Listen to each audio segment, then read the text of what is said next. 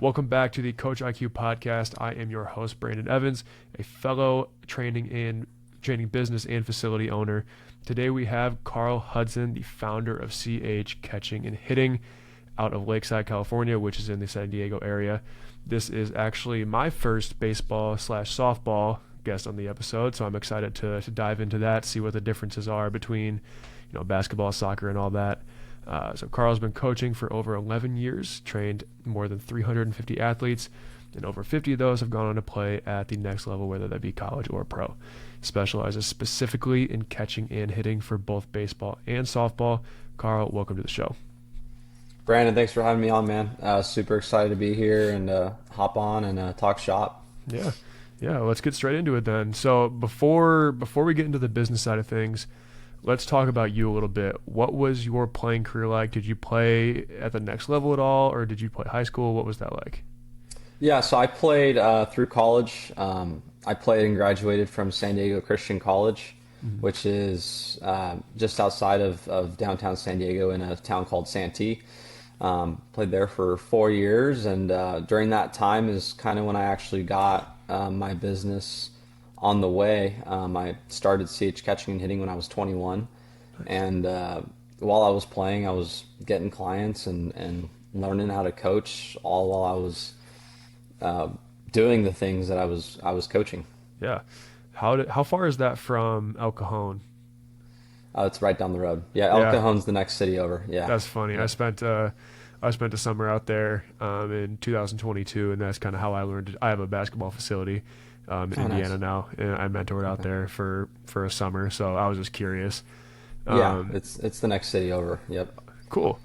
I was gonna say it's probably close, but so you talked about you were doing it both at the same time. What was that transition like when you were finally done playing? Were you just ready to give it up? Was it just smooth because you were kind of intertwining them? What was that like? Yeah, it was for a small period of time a really difficult decision, just because I had opportunities to go play independent baseball. Yeah. And I also at the time had, I think, 10 to 15 hours worth of clients already, and I had a job with Gwynn Baseball, which is Tony Gwynn Jr. runs that organization. I was coaching with them, and they were lining me up to take on some teams in a head coaching position. And so I kind of was just in a weird in-between where I was like, okay, do I want to, go play and do the whole independent ball thing, claim I played professional baseball, and go that route? Or do I just kind of go all in on what I'm doing and really build this up to be something special? And kind of ran the math on what independent baseball players make and what I could make doing the coaching side, and financially and for my life and the path I was headed. I just kind of was like, all right, well, the big leagues is probably an empty dream at this point.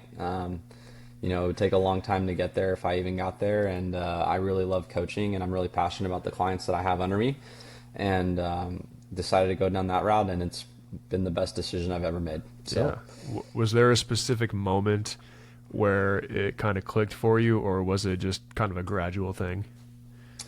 I wouldn't say a specific moment. I just think it was logic, honestly. Like, yeah. I just had a really good thing going, and it was like, man, this is way too hard to give up. And if I left, it just sounded too hard to almost, in a sense, either start over, find clients again, potentially even have to find a new facility to work out of or whatnot. So it just was like, man, I need to go all in on this. This is what I'm passionate about. Like, if I want to be baseball full-time and coach softball full-time moving forward, like, I need to do this now. Who knows what would have happened if I went and played. I probably would have had to come back and pick up another normal job and kind of just been another, coach on the side type of person. But I knew that I wanted to be involved with baseball and softball, for that matter, now the rest of my life. So it was just, in my opinion, the logical decision to go with. Yeah, it's always interesting to hear coaches' answers on that, because I agree with you. And I mean, I took the same route. It's like, you're going to be involved with that for the rest of your life. Yep. So you want to just get a head start on that, whereas you could, but then again, there's the flip side of it, which some coaches take of like, this is the only time I'm ever going to be able to play in my life. If Yeah. I'm done, I'm done. But like I said, I agree with you. I took that like I'm gonna coach for the rest of my life, or I want to. I love this, so why not just keep going on what you're doing, right? Yeah, I mean, I wanted the game to be a part of my life forever, and I just felt like that was the better choice. And obviously, I'm full-time baseball and softball Yeah, day in and day out now, so worked out. life's pretty awesome. Right, right. So you specialize in catching and hitting specifically. A lot of coaches that I talk to are more of like a generalist within their sport. Like I say, I'm a basketball trainer. I don't say I'm shooting specialist or anything. Yeah. Why did you decide to niche down to those two skills? Is it different in baseball? What is the reasoning there? So it started with catching. I know my name's, it's CH, catching and hitting. There was no like slash and hitting for a long time. I was just catching lessons. That's how I got off the ground. I was very fortunate to have some amazing catching mentors while I was in college, and the coaches I trained with. And there's been a lot of changes in catching for those who follow baseball in the last 5 or 6 years. It's probably the position that I would argue has changed the most out of all of sports, as far as the techniques used, the gear, everything. Right, like the you see catchers catching off of a knee now in baseball. The way catchers set up now and get set and ready to play looks a lot different now than even 5 years ago. There's just been so many changes, and at the time when I was learning all of those techniques while I was playing and learning how to coach them, there just wasn't a lot of guys specializing in it, and even now, understand how to teach it and get guys to successfully, and girls to successfully use it. So I just kind of realized early that like the specific position of the catcher, it's the most important position on the field. It's the only position that's involved with a pitch every single play of every single game, other than the pitcher. But you change pitchers throughout the game more oftentimes than not. So it's one of those positions that's very high demanding. There's a lot of skill sets involved, not just on the physical side, but on the mental side as well. And like I said, I just realized early that there's not a lot of people who teach it, and there's going to be a lot more people seeking information and seeking help at that position. And that's why I kind of decided to go that route. Talk a little bit about some of the changes that you see. You can get into your baseball stuff. I'm super curious to hear about how other sports evolve, because obviously, basketball evolves, and it's the same thing on the basketball side. Like, it's changed so much. Talk a little bit about some of the techniques. Like, get into the baseball stuff. I'm interested to hear it, and I know we have a lot of softball and baseball coaches on here too. Yeah, I mean, the catcher position, it's changed so much. Like, I've been blessed enough to see really, kind of your old school catching styles and now your new school catching styles. The way catchers set up, the way even just the gloves and stuff they use, like it's just changed so much over the last, I think primarily in the last 5 to 6 years.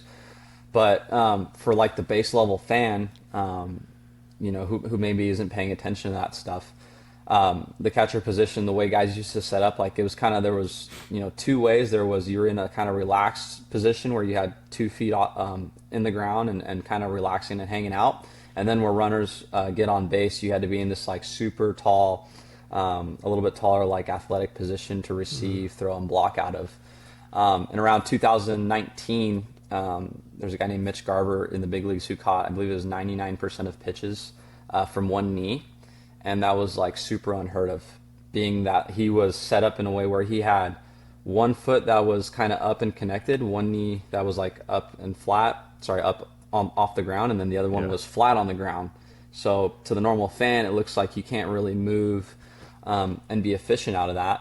And he was the first guy to kind of do it with runners on base and kind of stay in that like technique full time. So that's where there was this controversy kind of created, like, hey, is this a thing? Can it work? Like, are catchers able to do it? And then in 2020, you kind of saw the first year of more catchers doing this new style of, this new technique that was, in a sense, never heard of with runners on base. Guys have been kind of doing it forever, even with nobody on. But yeah, I mean, things just, like I said, took a big change then. And that's when I decided to kind of specialize in it. Like, how can I get guys to learn how to do this? I knew at the time as I was learning it, like, this is way better. This is going to work. And then I decided to kind of take on the challenge of not only working with athletes, but teaching coaches about it too. And there's still a lot of coaches who don't like it and are out on it and prefer that kind of old school style technique. But it's kind of been my job to open them up and be like, hey, this works even for a 9, 10, 11, and 12-year-old. Yeah, I was just about to ask, do you get any pushback on that? Are you considered like A lot. the new school coach that Yeah, a other lot. coaches are like, eh. Yeah, a lot. At the beginning, we definitely had a lot, and it's not as much now. It's definitely declined. A lot of my clientele is a lot older now too. Like, majority of my clientele's 7th grade through college and pro. So there's less pushback, but we definitely still have a lot of coaches where like they're just immediately catcher sets up. Kid gets their day one, catcher sets up, and they're like, hey, we don't do that here. We got to go to 2 feet. So the pushback, yeah, definitely a lot of pushback. As far as coaches wanting to have a conversation about it, that's definitely very 50-50 too. So, yeah, there's definitely been a lot of pushback. Yeah. It doesn't sound like specializing in catching limits you at all. Is that market of kids that want just catching there, or do people also still come to you and ask for, all this other stuff that you may not offer? So when I first started, it was anything I could do to get clients in the door. Of course, yeah. Did some pitching stuff, did some infield stuff. As soon as I could kind of get away with that, now I just refer those clients to other guys who are a lot better at teaching that than me. So now I switched over to doing hitting. I think it was 2021 I started doing hitting lessons. 2022, sorry. 2022 is when I started working with some hitters, and it was more of just like the guys had just caught with me. They wanted to get some swings in, and I would hang around and work with them. And all of a sudden, these changes we were making were getting really good results. And I'm a very firm believer on backing stuff with data and results and having quality objective feedback. And we were getting really good objective feedback and good results. So I was like, hey, maybe I should get into the hitting side. And all of a sudden that kind of took off too. So a lot of my athletes don't just train with me on the defensive side. They're also with me on the offensive side as well. Very cool. Very cool. So you, as I mentioned in the intro, you train both baseball and softball athletes. Yep. Same coach, 2 different sports. How do you bridge that, or is it more or less the same? Depending on who you ask, that answer goes in multiple directions. Yeah. It's the same, but the differences are in the pitch shapes of how the ball's thrown. So, some certain swings in softball might look a little bit different. That's just because of the flight of where the ball's coming in, where the softball comes out of and in, and the shapes are slightly different than a baseball release point. So I would argue that catching is catching and hitting is hitting, regardless of you're a baseball player or a softball player. The differences, again, are usually primarily just working with a male athlete or a female athlete. Mm-hmm. Yeah, that, at least in basketball, that's quite a bit different of a job. Yep, definitely. Yeah. Yeah, and I mean, I'm really glad I branched into softball years ago. I mean, my softball athletes are amazing. They're really fun to work with. So it's been a blast. Yeah. How do you market to both of them? Are parent expectations different between, baseball families and softball families, or is it more or less the same? I would say pretty similar. I mean, you get your extremes on both ends for sure. You get your extreme baseball clients and you get your extreme softball clients. But I would say the overall expectations are pretty much the same. Mm-hmm. Again, the only limitations you're dealing with are whether you're dealing with a male athlete or a female athlete. And obviously, both bodies are different. So you kind of have to teach things and work things a little bit differently towards one or the other, depending where they're at. But I mean, as you know, when you're working with athletes, like every athlete, whether you're just working with males or females, it's usually a different kind of person. Yeah. So I'm curious about what's different between the actual market of basketball training versus the baseball and softball side. What is the training culture like in baseball? Is private instruction a big thing, or do you do a lot of groups? So most of what I do is semi-private training. I still have a good amount of one-on-one clients, and I'm trying to go more towards semi-private. I think the biggest difference between those two markets is that in baseball, just how, explanation and reps go. Like usually for us, we want no more than three athletes. I mean, for me at least, I want no more than three athletes in a small group. And I know in basketball, you're able to go a little bit larger in that aspect. Yeah, for sure.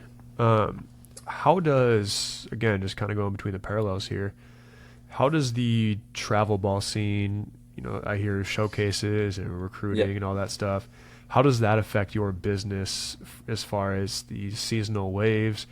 Are parents coming to you to help their kid get recruited? What is that like?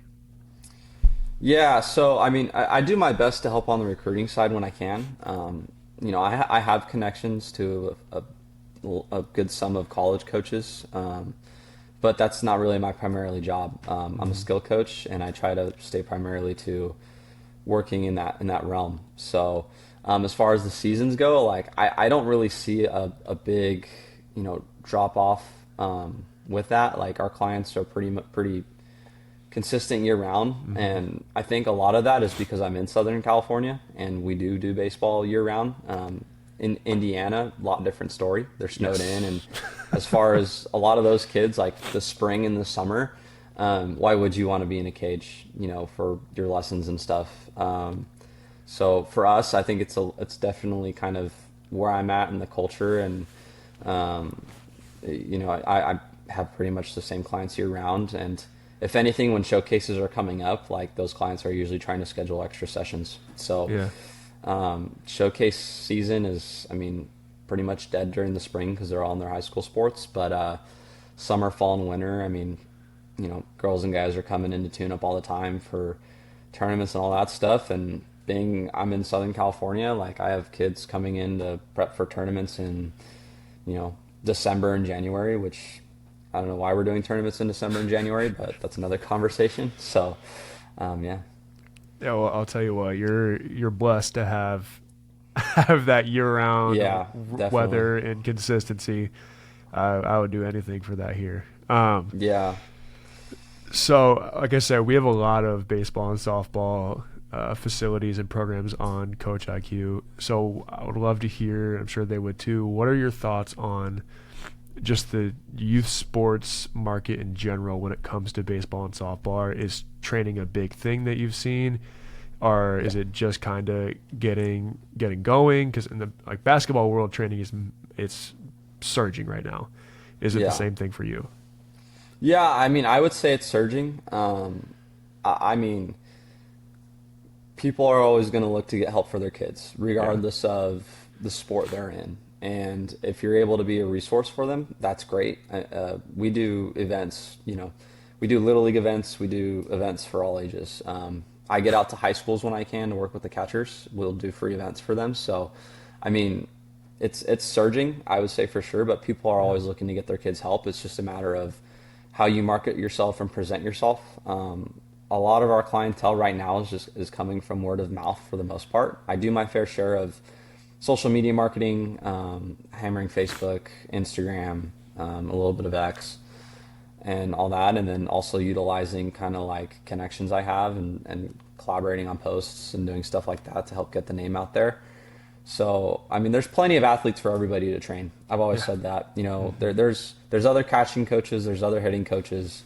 There are plenty of athletes to train, especially if you're trying to get into, the private training business. There's plenty of them. It's just, are you willing to put together the business model? Are you willing to put together the time? Being efficient with the hours you have to coach in whatever facility you're in. Because I started out with limited hours in a facility, and I had to maximize the time I had with the clients, the amount of clients I could even withhold at the time. So I think that's the side where you know I like to help other coaches too. So Yeah. Yeah, so let's talk about the business side of things. yeah. Walk me through what it all looks like today. Do you have your own facility now? Walk me through your programs. Let's talk about how that all works. Yeah, so right now I'm renting space out of a facility. I am looking to get my own facility in the fairly near future. Nice. Programs wise, we're all hybrid. That's one thing that I've definitely talked to a lot of coaches about. Like, there are plenty of, online sites. Primarily CoachIQ is the one I always refer, of course, but there's plenty of ways to get more information to your athletes. And I think that all coaches should be hybrid at this point. Yes. I used to just use photo share albums, which is a free resource for everybody. Like I used to just photo share album drills. Like I had some just kind of queued up, linked up that I could just send out to athletes. So all of our training's hybrid. And then, like I said, right now we're a split of one-on-ones and small groups, hoping by this summer to be probably 80 to 90%, semi-private small group training. Mm-hmm. So, Yeah, I think that hybrid model is so powerful. Like at my gym, I had the hybrid side, but I didn't emphasize it enough. And just recently this year, like I made it, mandatory. Obviously, I'm not going to do anything if they don't if they don't do their weekly stuff we assign them. Like it's not on me, but I'll say that. I think it's just important too because from just a parent perspective, it is more of a value thing, right? Like now it's not just, oh, I'm coming in for this session and that's the end of the story. Yeah. Right? Like you're being coached all the time, right? Yeah. Whether you offer that hybrid side on the online and you do constant coaching or whether you even just pre-make a lot of stuff, pre-make programs and content and say guys got to watch this week. You're just with them all the time. So that's something we see from some of the most successful programs on the platform. So you mentioned you have your semi-private and your private. Do you decide that for the athletes or do they ask for that? So as of right now, all of our athletes that are ages 8 to 12, 8 to 13, I would say, are one-on-ones. Okay. And I have one junior high school group that I run of 8th graders. And then all of my high school training is semi-private. All of those athletes are in the evening. So, that's just what we found had worked the best. And now we're trying to branch into going to all semi-private this summer with a lot of the athletes. And it used to be kind of like a preparatory program where you were doing the one-on-ones with me to prepare for when you got to high school and then you went to all small group training. Yeah. Now, what we found, especially with having the hybrid side too, being able to just switch those athletes to semi-private, and we kind of used the junior high groups to experiment with that, but being able to say, hey, like I need you to get X, Y, and Z done, and having personalized programs ready as well on the side. And then when you come in with a small group, we're going to be training primarily, these elements or whatever we're working on that day. And that's what's allowed for us to go to more group training as opposed to all one-on-ones. Right. Yeah. And again, just another benefit of that hybrid model, like you talked about. The parents that do want that individual, they come to the groups in person for that, competition, the just meeting people, being around kids, seeing how other people work, just all the benefits that come with groups, and then they get that private on the other side of it, right? So it's just the best of both worlds for parents, for the kids. Yeah, and it's just a whole developmental, holistic thing. And I think too, there's plenty of research and data out that shows like kids compete and are more locked in a smaller group setting. Like I think we definitely get more out of the athletes in those small groups. Are we going to miss out on, touching on specific things for specific athletes? Absolutely. But that's going to happen even if you're in a one-on-one session. Yeah. So are we going to miss at times because we're in that small group? Yes. But I think as coaches, if we're doing a good job, training throughout periodization and the time of the year of how we're training, what subjects or skills, you're going to cover it at some point. They're going to spend time on it. You're going to spend multiple months on end probably on certain skills. So you're going to end up covering what a lot of parents want to almost kind of pressure on you, like, hey, I need this fixed with Johnny like today. Well, one, that's not how it works. Two, like it's going to take time. So bear with us here, like stay with the program and go. And again, with the hybrid model and having the videos, like we're able to close the gap on that a lot sooner. We've definitely had situations where, Johnny can't throw that day, and we're able to prescribe him a throwing program then for the next day when he can throw, because he's training on the Monday and he just played in a big tournament and he wanted to throw with us. couldn't make it work, here's your online stuff. Here's what you need to work on at home. Make sure when you come back in, you're giving us feedback or you're messaging us through the app and sending us videos so we're able to kind of touch on things throughout the week. Yeah, 100%. It's a great point. So you mentioned you like, data and things like that. How do you implement that within your business? Do you use certain technology for it? Do you have, talk to me about that. Yeah, so on the hitting side, all of our athletes swing with Blast Motion, which is just a sensor that attaches to the knob of their bat. Provides great objective feedback. Again, the thing I love about data is it's like, if you don't want to believe me, that's great, but there's a piece of technology here that has zero opinion in the matter that's telling you otherwise, right? Like if something's deficient. So that's why I like it. Again, like it's a non-biased opinion. It's telling you how it is. Whether you like the numbers or not, that's what it is. So we use Blast Motion. I'm looking to purchase, it's called HitTrax, which gives you exit velocity, how far the ball goes, all that fun stuff, and hoping to be able to pair that on the hitting side, being able to have swing data, which is the Blast, and then that post-contact data, which is HitTrax. And then on the catching side, HitTrax has a throwing feature. Right now, for catchers, we primarily use a radar gun, and then we use my iPad to measure our release times and other little bits of data on the throwing side. And then, like I said, the pocket radar that we use for that. So that's that piece of equipment. So the data side, like we have some sort of feedback we're giving to athletes pretty often. As far as like receiving and blocking goes in catching, we're actually working on developing an app for that, and that kind of measures receiving, glove speed, and how catchers move the baseball, a bunch of fancy stuff like that. We've partnered with the Pop Time app on that. So we're hoping that gets released soon, and we're going to have more feedback, even more feedback for our athletes. So yeah, how do you deliver that data to them right now? Is it just like on-site thing? Do you give them like documents? What is that like? Primarily on site, and then if they're looking for further information, I have a good amount of it memorized, but I also have documents I can send to them as well. There are pieces of paper we'll post up in the facility time to time, like, hey, here's your goal velocities you want to have for throwing as a catcher. So really as much information as we can give them on that side of things, we try to provide it. Primarily it's all on site, and if they text me or whatever outside of training, then we get that to them as soon as possible. Yeah. Really cool. So you, like we mentioned, you've trained over 50 athletes who went on to play college or professional baseball or softball. How did your relationships develop with those athletes? Was it through working with the local high schools or just naturally?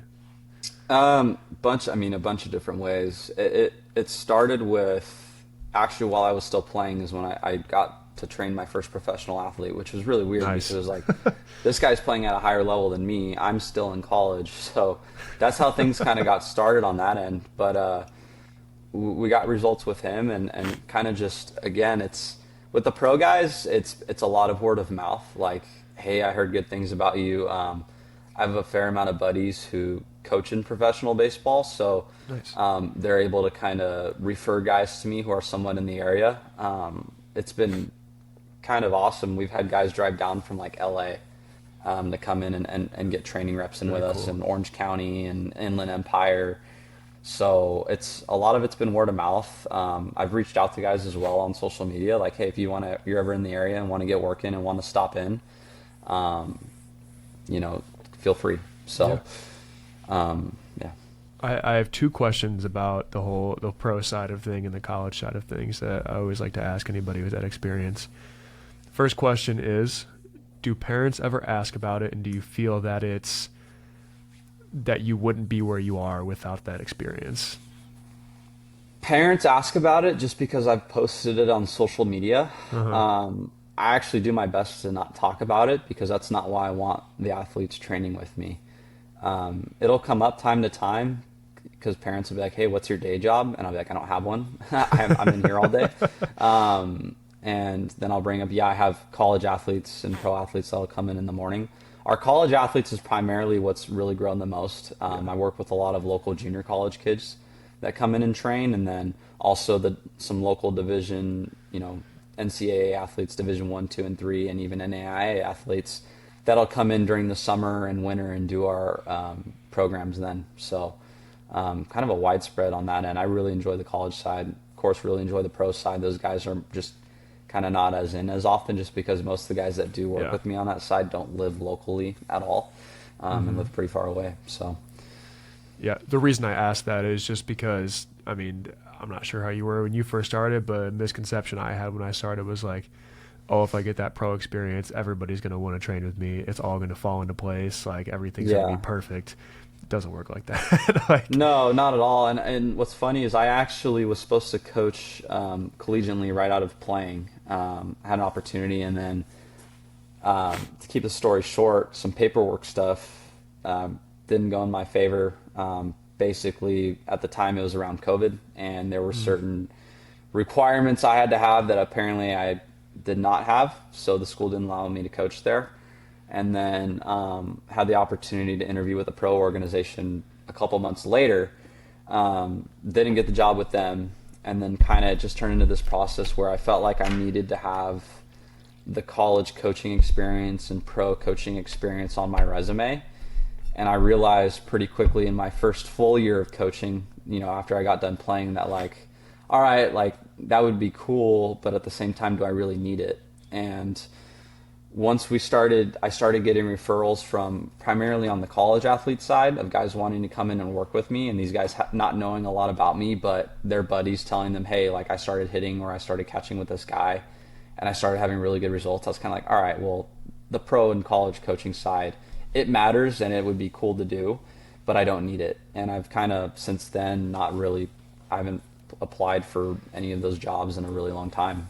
hmm. So does it matter? Yeah, I think it's a great experience. I have plenty of buddies who've coached at the professional level.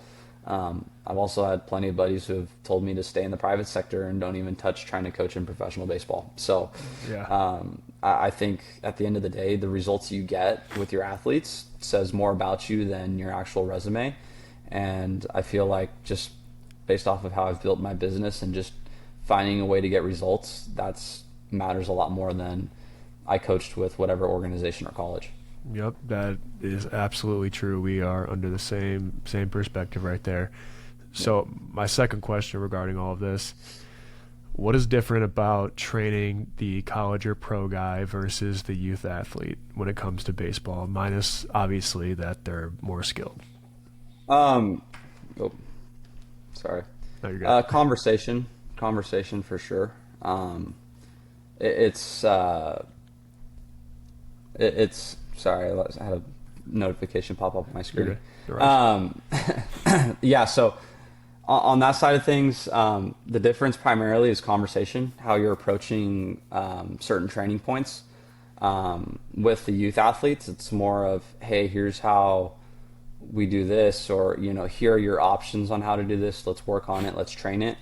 With the pro athletes and the college athletes, it's more of, hey, where are we deficient right now, and what areas do we need to attack, and then kind of working from there. So it's almost like working backwards, right? Like a lot of these youth and even up to the high school level, like they just don't know. They don't know how to do it. They want to Yeah. learn how to do it, and you're teaching them kind of how to do it and kind of your philosophies or whatever is going to work for them. With the pro athletes, they've probably had some sort of exposure to it, and they're trying to find a way to just solve problems better, make better decisions, whether it be hitting, catching. There's not as much mechanical stuff we're working on. Right. Smaller things for sure, but we're really working on building, those X factors that are going to help, propel them at their level. Right. Exactly. So you've been doing this 11 years now. That's a long time in this industry. What has changed from when you first started and were playing versus now? Like, what do you wish you knew when you first started? Uh, Man, that's a great question. I've thought about that a lot, and um, I don't know. I mean, patience is always, I think, the first thing that comes to mind. Like patience to build my business and build my reputation amongst the community is probably what I would tell my younger self. Like Hmm. when you first get into the industry, you're super gun ho. You want to work with everybody. You want to get every athlete you can. You think you're going to fix every athlete. You think you're going to be, whatever. It's kind of like be patient, understand your limits as a coach, understand your areas of expertise. Don't really try to venture outside of, what you know too often. Like, you should push yourself to grow and get better, but if you have a niche, then stay with it.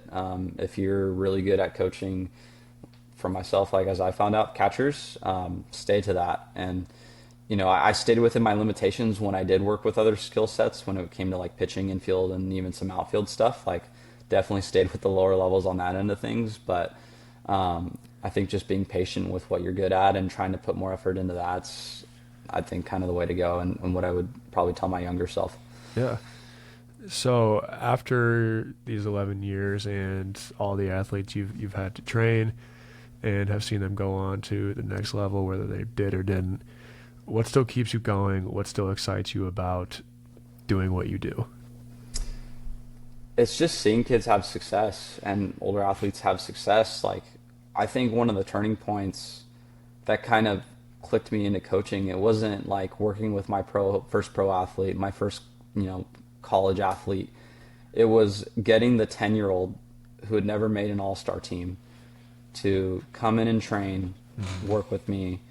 And like, his goal that season was, I just want to make all-stars. It just meant the world to this kid to make his all-star team for the first time.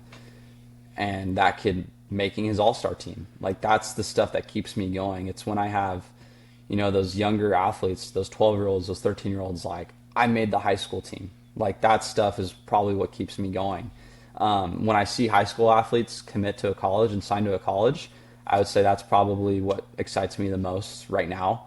But I kind of first started getting my joy, and really what keeps me going is just seeing athletes move on and hit their goals, setting those goals that they want to have, and hitting them, whether it be, like I said, a 11-year-old making an all-star team, or a high school athlete finding a college to play at and moving on. So that's what keeps me going, for sure. Yeah, I'm in the same boat as far as that goes. Like, just seeing a kid that really wants it and really works to achieve their goal, whether it be making the high school team or getting that college scholarship, to seeing them do that and being able to assist them in getting there, it just is never going to get old. Like, it just isn't. Yeah, I mean, I like I said, I don't discriminate where it's to, like, oh man, I only want to work with guys who are minor leagues and now they've made the big leagues. Like I said, I get tons of joy out of those kids moving on to their goals and accomplishing their goals, and that's what keeps me going. Is right. Like,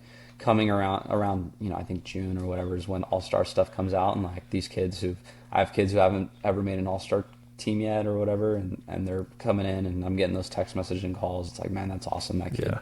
That kid worked his butt off to get to that. And to a lot of, I think, parents and older people, it doesn't seem like that big of a deal, but like, we have to remember, like, this is that kid's world. Like, this is what he does. He goes to school, or she goes to school, and they play a sport, and like, that's where it's at for them. So it's never gets old for me.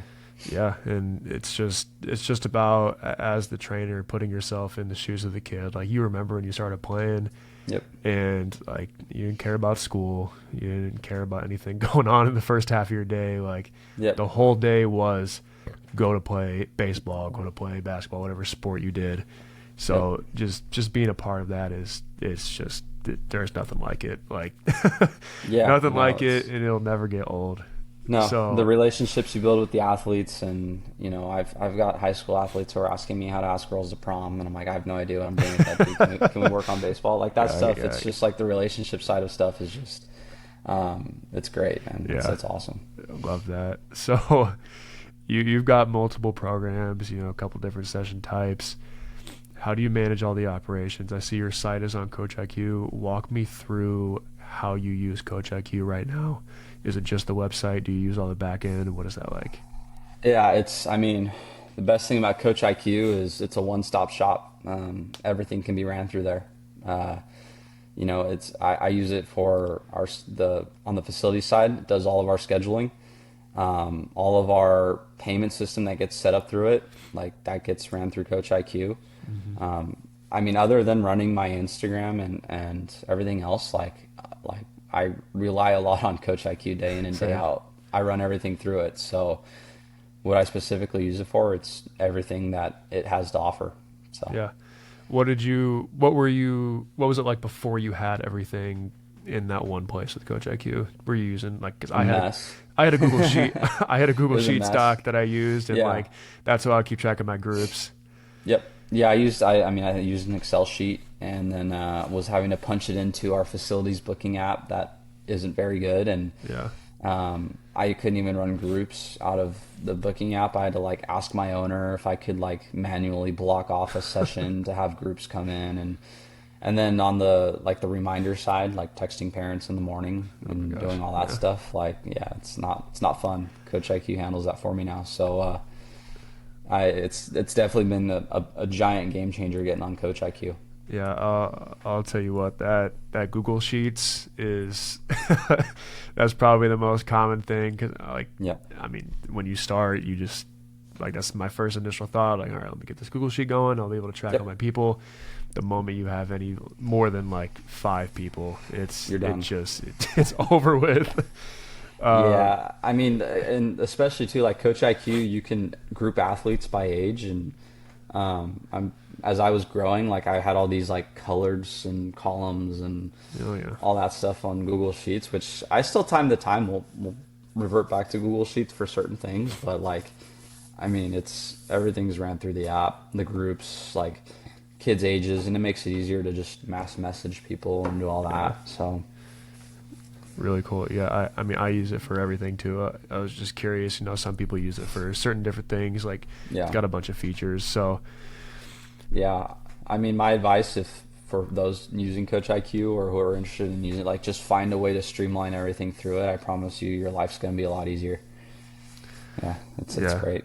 for you and for the parents. Definitely. Yeah, the My parents, I mean, the feedback we've gotten from parents since I think I went through before Coach IQ, I think like 3 different systems, and I've had, I mean, God bless those clients who have been with me through all of that. Like, hey, we're switching booking apps again. Yeah, those clients are like, yeah, this has definitely been the easiest and the best yeah, system, because those other apps, they didn't do payments, or the scheduling system would always bug up, or there'd be these like weird delay. I don't know. Like it's just, this is what we're sticking with moving on forever. So yeah, it's gotten the best feedback. Parents usually love how professional it is for new clients. Like they love the website feature, the app. I have the personalized app feature. Like they love being able to hook their athlete up on the app and just kind of give them their login and let them do their thing on the hybrid side and do all that. yeah. I mean, I agree. I use it for all the exact same stuff at my Yeah. gym. So, last couple questions here for you, and we'll wrap up. What's next? I know you mentioned you want to get a facility. Is that the main thing on your mind right now, or do you have something else that's on the radar? Yeah, getting a facility is probably the main thing, or going into co-ownership with the facility I'm at now, and kind of turning some things around and helping out the other instructors in there just run a more successful business. We have some instructors where their full-time job is not baseball and softball right now, and I know they want it to be. So it'd be very cool to help give them that opportunity. So, Yeah, I think getting into my own spot or co-owning in my own spot is definitely the next step for sure. really cool. And for those trainers listening, regardless of sport, who are thinking about specializing versus staying just general in their sport, what would you tell them from your experience? Send it.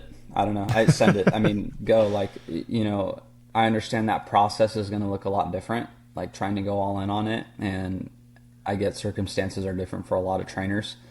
Like when I started, like I was just getting out of college. I had the time, like I don't have a family. So I didn't have a family. So it was kind of like, I had all the time in the world to find a way to get the job done and get clients.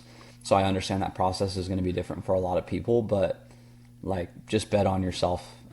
Is a phrase I like to say. Bet on yourself. Go all in. Find a way to make it work. There are going to be roadblocks.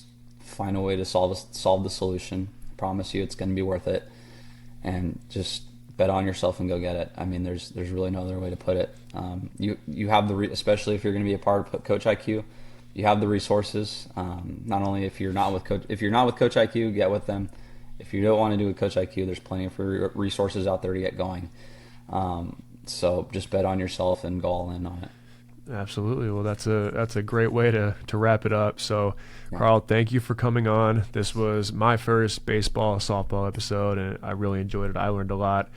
Catching specialization, training both sides of baseball and softball. There's just so much here for trainers to take, regardless of whatever sport they're in. And I hope some of our softball and baseball people were able to get a lot of value out of it. Where can people find you?